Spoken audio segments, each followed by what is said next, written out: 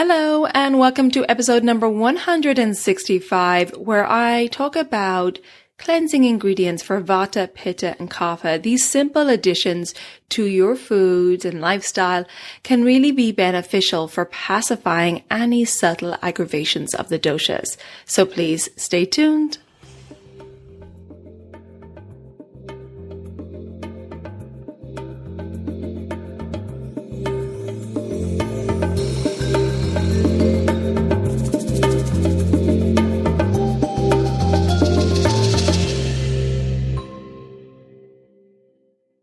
Hello and welcome to the Elements of Ayurveda podcast. I'm your host Colette, and I hope to educate and empower you to take charge of your health and well-being, preventing disease in the body and mind so that you can thrive in life.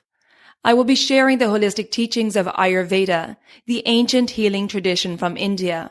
I will also discuss topics like yoga, which is the sister science of Ayurveda, health and wellness, nutrition, fitness, and mindfulness practices, as well as interviewing lots of inspiring people along the way.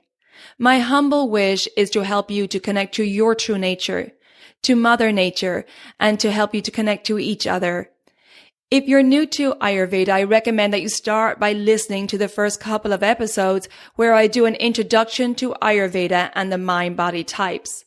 Now, if you like the content, please subscribe to the show so the new episodes will automatically download for you to enjoy.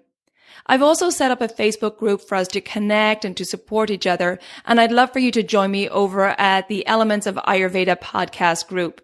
And now, here's the show. This episode is sponsored by Banyan Botanicals. As you know, I offer digestive reset cleanses, and they're a very important part of the Ayurveda and yoga lifestyle. Banyan Botanicals makes prepping for a cleanse so easy. Their Ayurvedic cleanse bundle has everything you need to make 7 days of khichdi, that yummy, easy to digest Ayurvedic meal, including a tasty spice mix, organic ghee, and a detoxifying CCF tea blend. Plus, I really like Banyan's herbal supplement, Total Body Cleanse, which combines Ayurveda's top cleansing herbs into one tablet. Banyan also offers a lot of helpful information on cleansing, tons of articles, videos, recipes, and much more on how to claim your health and vitality. If you haven't checked Banyan out yet, you definitely should. They're a certified B Corporation that is committed to providing sustainably sourced, organic, and fairly traded products. Save 20% on your cleanse bundle and all my favorite Banyan products at banyanbotanicals.com/elements-podcast.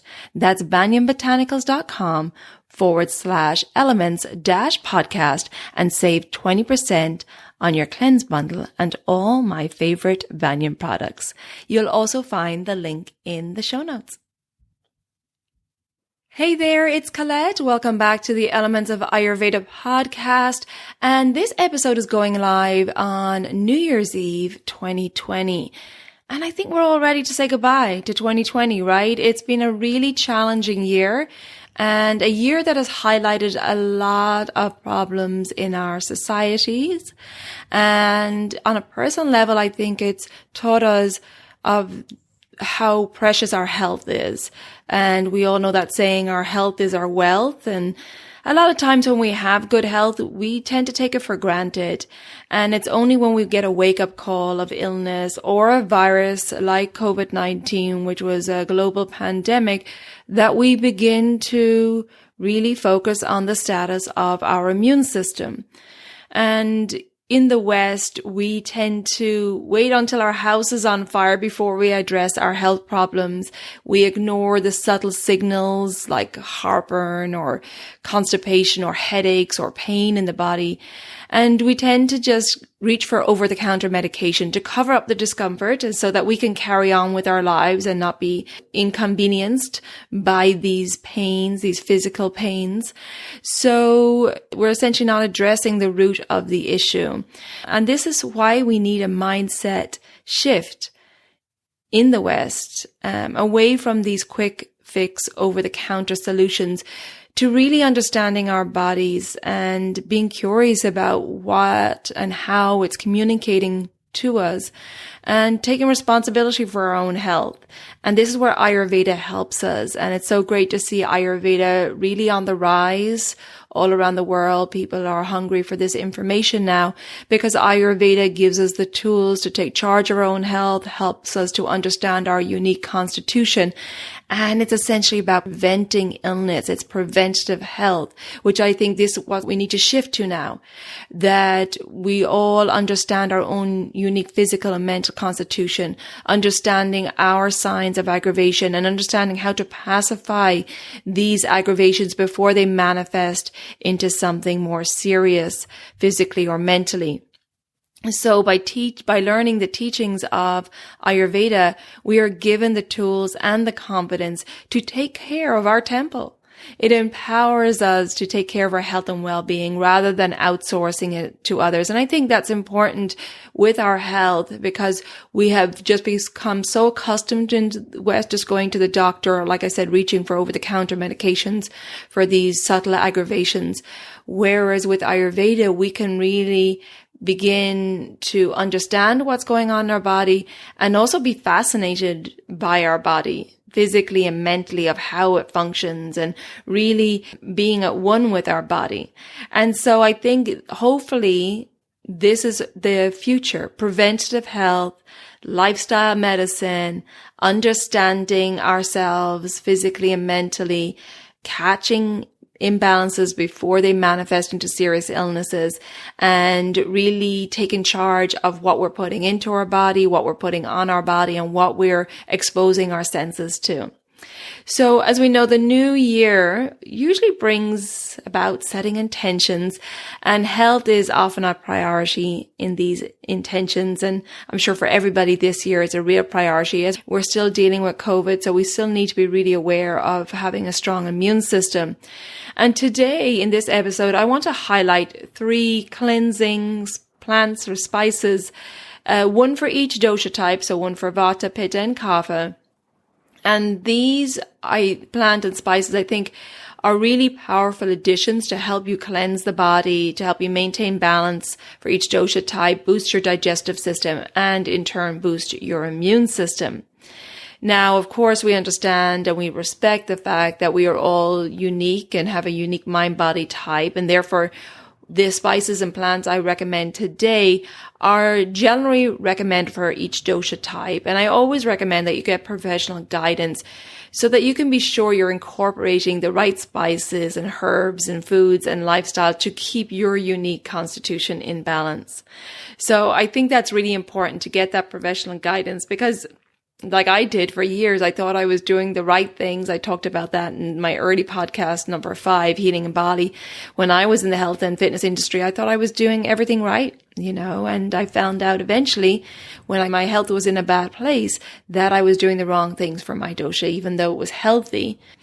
So today I'm going to talk about, like I said, 3 different spices and a plant for each dosha type. So for Kapha, we're going to talk about mustard seeds. Mustard seeds are so great for Kapha, and I'm going to tell you exactly why. For Pitta, it's the Aloe Vera plant, amazing plant, good for everybody, but particularly good for Pitta. And then for Vata, I'm going to talk about Asafoetida, such a good spice for Vata, and I'll tell you exactly why. But before I do all that, January is a big month to focus on our health, and I want to let you know that I have 2 discounted group events coming up. Both of them are starting on January 22nd, 2021. The first one is the group Digestive Reset Cleanse, and the second one is the Reset, Restore, Renew program. I do the group Digestive Reset Cleanse 3 times a year. In the new year, January, in springtime, transition from spring to summer, and the transition from summer to autumn. So 3 times that's discounted throughout the year. But the Reset, Restore, Renew program, I only discount once a year. And so that's happening this January, both programs starting January 22nd, 2021. And I'll tell you more about those programs later on. And you'll find the links in the show notes also. But I want to get on to telling you about these special spices and plants for each dosha type. So I'm going to start with the Kapha dosha. And as I said, I want to recommend mustard seeds for Kapha. Now, in regards to Ayurvedic energetics, for the mustard seeds, the rasa or taste is pungent and bitter. The virya or the action of mustard seeds are heating.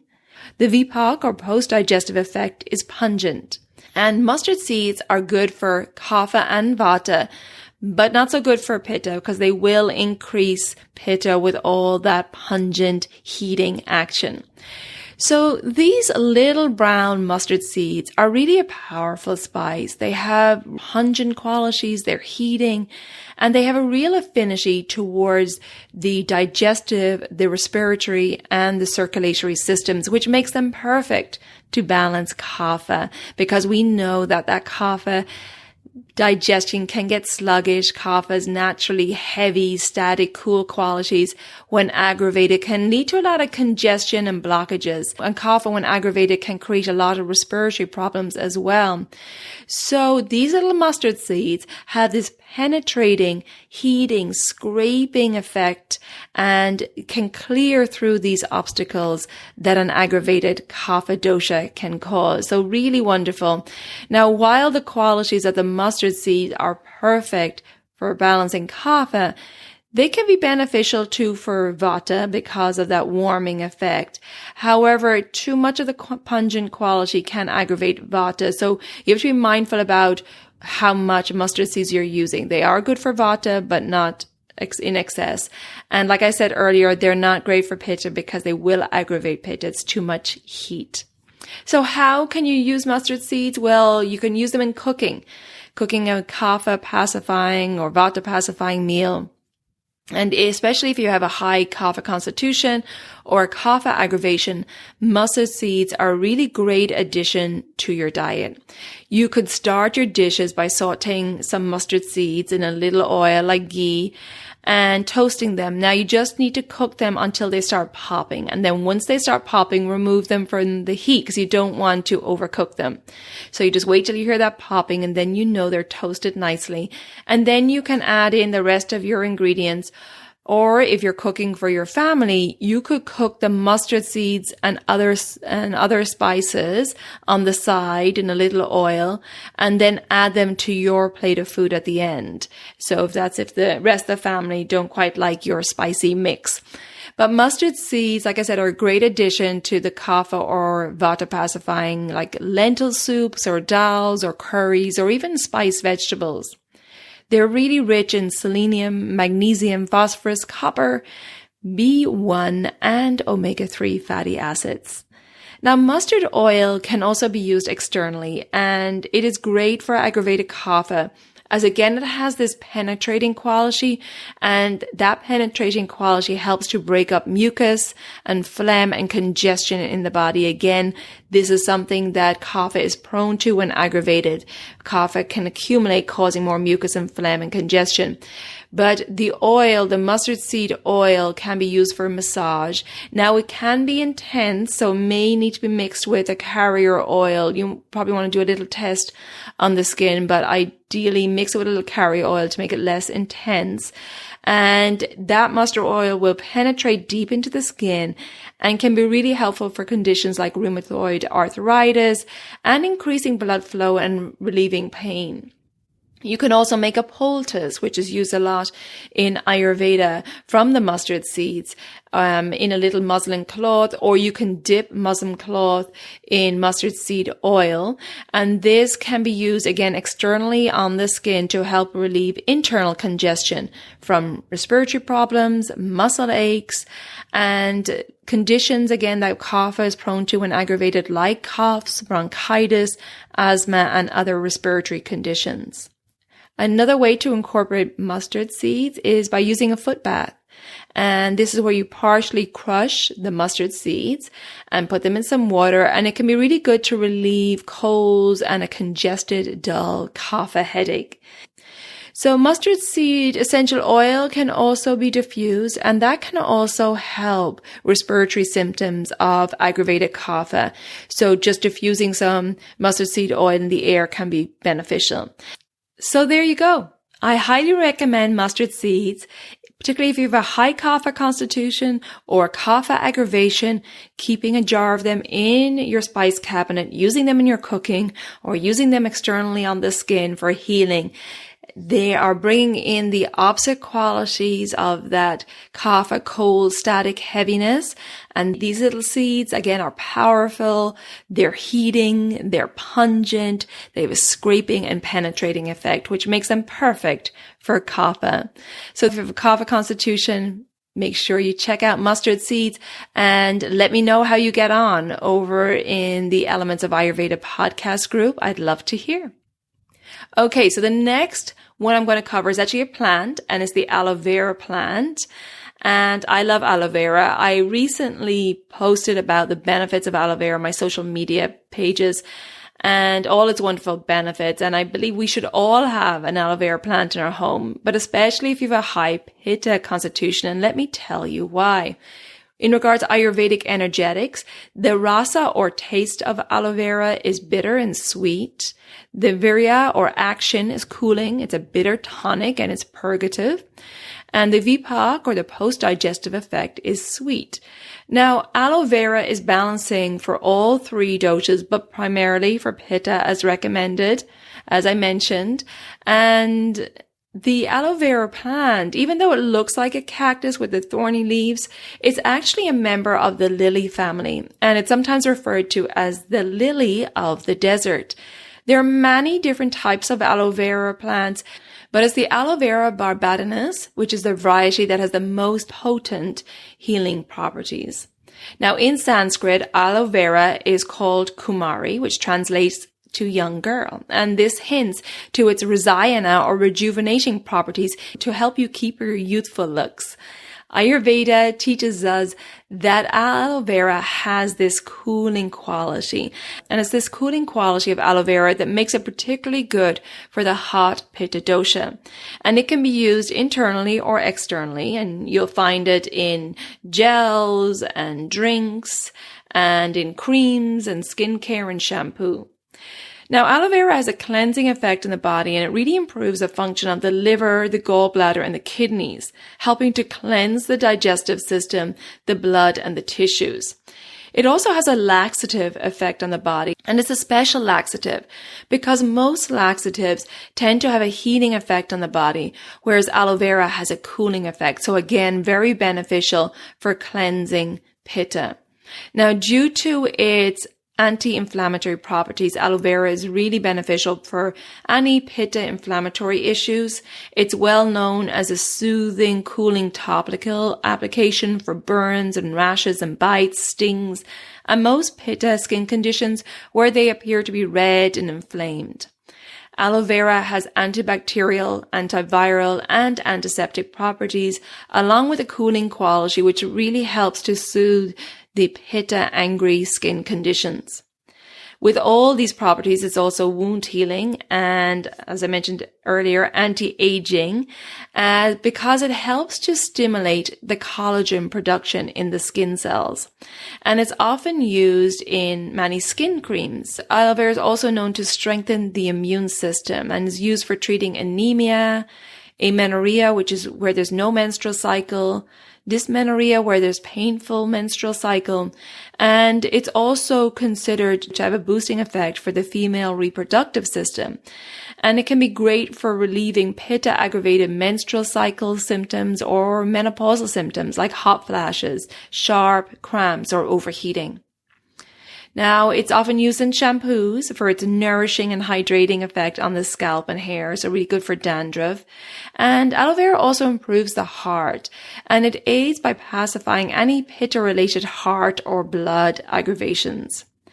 Aloe vera is often used in toothpaste because it reduces the buildup of plaque, and it's a great soother for any canker sores or mouth ulcers, again, which can occur due to a Pitta aggravation.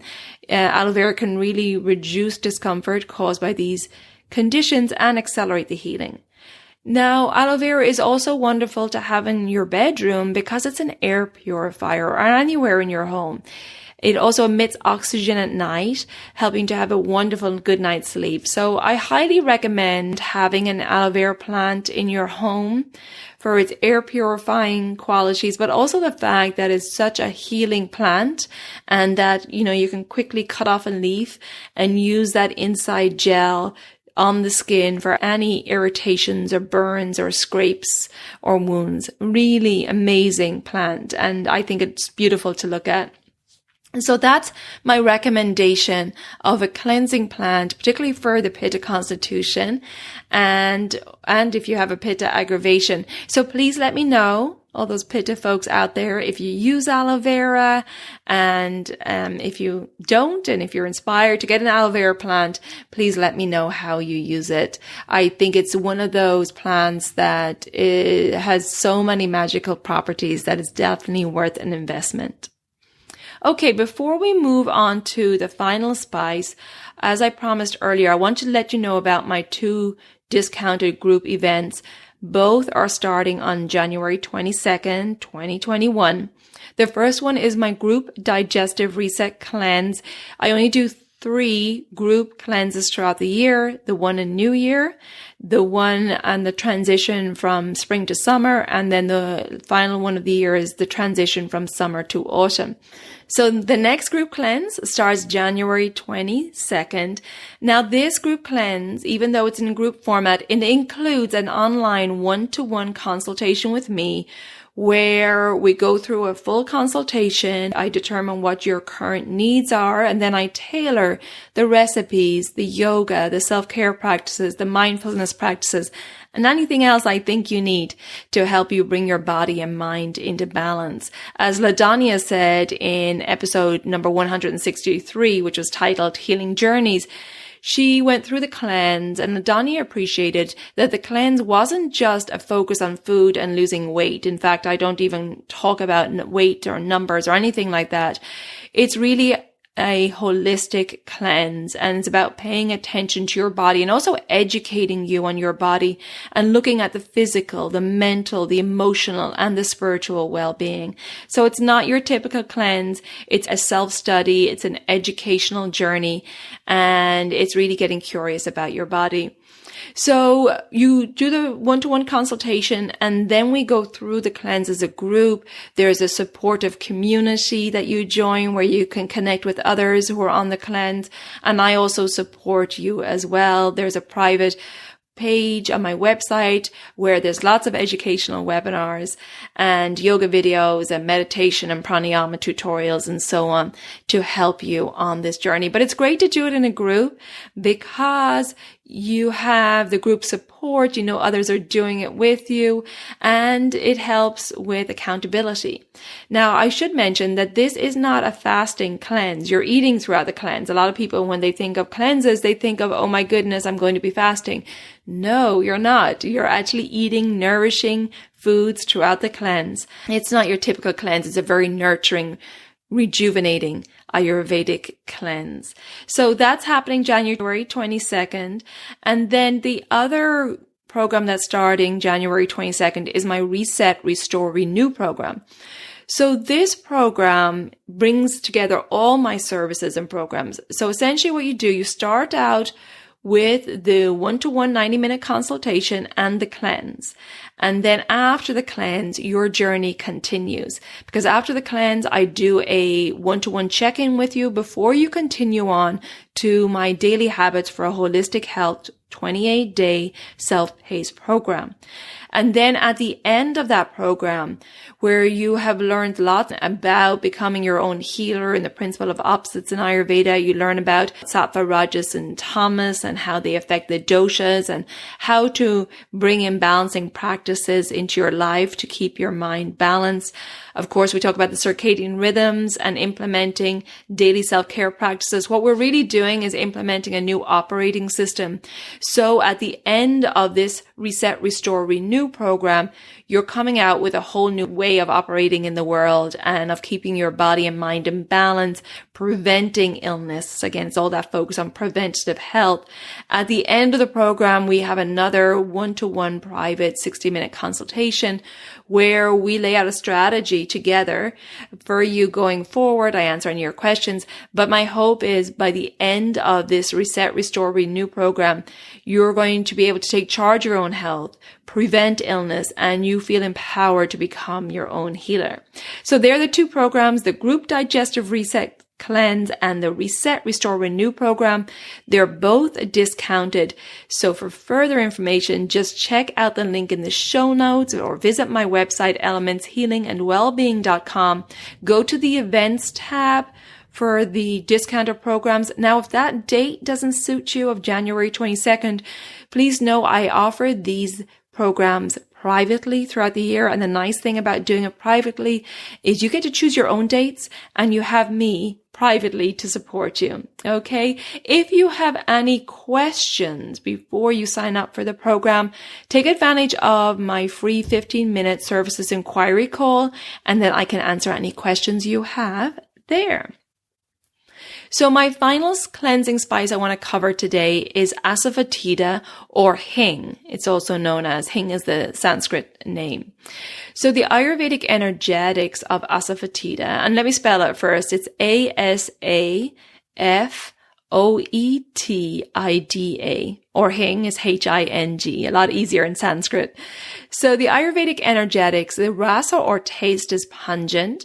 The virya or action is heating. The vipak or post-digestive effect is pungent, and it's balancing for Vata and Kapha, but does increase Pitta. So here's why I particularly recommend Asafoetida as a wonderful spice for Vata is because it has a calming effect on the body. And it is also a carminative, meaning that it relieves gas and bloating and distension and digestive discomfort. When Vata gets aggravated, there can be a lot of irregularity with the digestive system. There can be a lot of distension, excessive gas, and excessive bloating. So Asafoetida can really help with this. And it's also known for being an antispasmodic, for relieving intestinal spasms and colic. Now, Asafoetida is used as part of an effective treatment for burning ama in the body, and it has a scraping effect, aiding in detoxifying the body and encouraging healthy digestion, and it restores balance to the gut flora. Asafoetida does have a strong flavor, so you have to be careful because a little pinch, even less than a pinch, goes a long way. But it can be a great replacement for onions and garlic. And how to use it is to saute it in a little oil, like a little ghee, and then add it to your dish. And it's really wonderful, again, for the Vata constitution, or if you have Vata aggravation, you're having difficulty digesting foods, or in particular digesting vegetables like cruciferous vegetables like cauliflower and broccoli and cabbage and Brussels sprouts. This can be a great way to aid digestion by sauteing the Asafoetida off in a little oil and then adding it into your vegetables and relieving yourself of any bloating or gas. As we know, Vata is responsible for all movement in the body, and when Vata is aggravated, it can affect the flow of Vata. It can flow in the wrong direction sometimes, and this creates havoc in the body. Vata is responsible for moving the other doshas, so when Vata is aggravated, it really has an effect on the other doshas of Pitta and Kapha as well. So Asafoetida helps promote the flow of Vata energy in the correct direction. So again, very powerful spice for Vata constitution. It's a good spice for breathing difficulties, as it's a bronchodilator and it aids in opening up the airways, and it's an expectorant, so it really helps to reduce mucus. Making a paste with Asafoetida and applying it to the chest can really help relieve coughs or asthma, so that could be good for Kapha as well. Asafoetida is a natural blood thinning agent, so really good for high blood pressure. In the same time, it's not good if you have any bleeding disorders or if you're on any blood thinning medication or high blood pressure medication. Really be careful. I would definitely check with your practitioner first. It also aids in promoting the menstrual cycle. So when Vata is aggravated, it can result in the menstrual cycle becoming very scanty. So Asafoetida can be beneficial for that. And its pungent quality helps to relieve constipation. And we know that when Vata becomes aggravated, there can be a lot of dryness and difficulty in elimination and constipation. So again, another reason why someone with a high Vata constitution or Vata imbalance should introduce Asafoetida. Another big reason is it's a nervine, meaning that it nourishes the nervous tissue, and it's a sedative. So it has this calming effect for anxiety, and it can really be helpful for mood swings and depression. And these are all signs of aggravation for the Vata constitution. When Vata is aggravated, there can be more anxiety, there can be more swinging from high to low moods, and even depression. So again, another plus for the Vata constitution. So highly recommended, those 3 spices. I just wanted to highlight those 3 because they would be my top 3 for each of the doshas. Asafoetida for the Vata constitution, or Hing as it's called in Sanskrit. Aloe Vera for Pitta constitution, and mustard seeds for Kapha constitution. So I hope you found this helpful.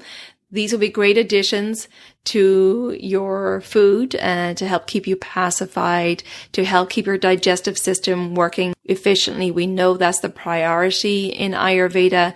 And as a result, then your immune system will be strong. If you want support on this journey, if you want a program tailored to you, if you want a holistic cleanse that incorporates your physical, your mental, your emotional, and your spiritual health, then check out my programs and those 2 group discounted programs starting January 22nd. And before I finish up this last episode for 2020, I want to say thank you. Thank you for your support. Thank you for your feedback, your comments, your questions. I really enjoyed doing this podcast. I plan to keep on doing it. And I really appreciate you sharing it with family or friends. I think Ayurveda can really help us in the world today. It helps to connect us to Mother Nature, to our true nature, and to each other, which we really need right now. And I know this is why you're all passionate about Ayurveda too.